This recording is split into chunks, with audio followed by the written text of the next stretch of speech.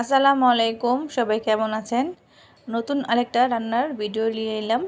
তো আজকে আমি একদম নতুন একটা রান্না করছি। আমি ফার্স্ট টাইম এই রান্নাটা করলাম। এর আগে আমি কোনোদিন এই রান্না করি নাই। তো কী রান্না করলাম আজকের ভিডিওতে এটাই শেয়ার করব।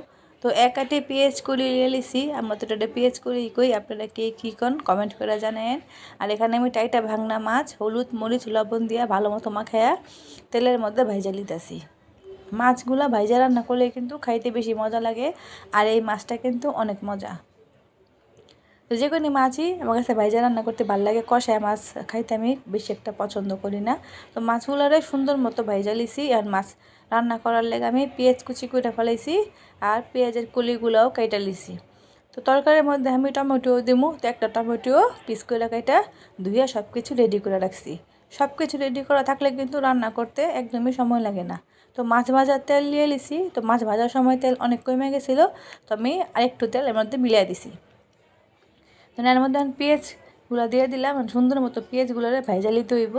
পেঁয়াজগুলি রান্নার সময় পেঁয়াজ একটু কম দিলেও কোনো সমস্যা হয় না। তো আমি একটু কম পেঁয়াজই দিছি।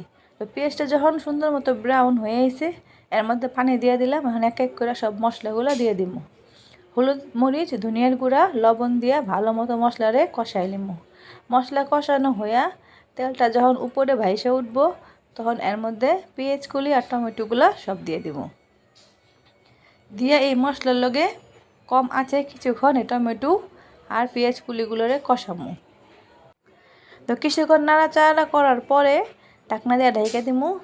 পেঁয়াজ কুলি আর টমেটো থেকে কিন্তু পানি বেরোইব। তো কতটুকু পানি বেরোয় এটা দেখার পরে আবার আমি আরও পানি দিব পুরোপুরি সিদ্ধ করার লেগা। এই রান্নাটা আমি নিজের আইডিয়া থেকে করছি পুরোপুরি। আমি কারো ভিডিওতে এই রান্নাটা দেখিও নাই আর ইউটিউব থেকেও দেখি নাই। তো আমি আর আগে এই রান্নাটা কোনো দিন খাইও নাই। তো মনে হলো এরকম রান্না করলে মনে হয় খাইতে মজা লাগবো, এই কারণেই প্রথমবার এরকম করে রান্না করলাম।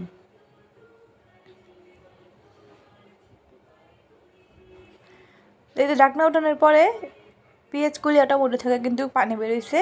তখন এর মধ্যে আমি আরেকটু পানি দিব সব কিছু ভালোভাবে সিদ্ধ হওয়ার লেগা।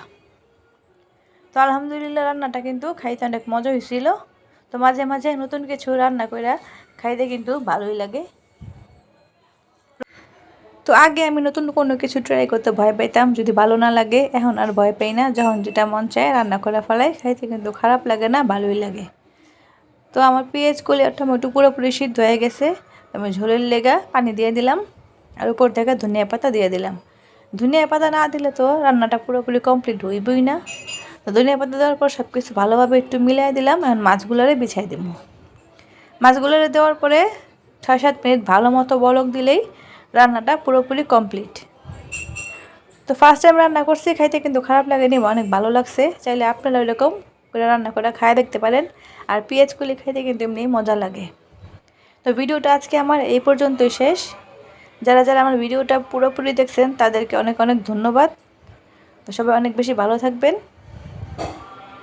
আল্লাহ হাফেজ।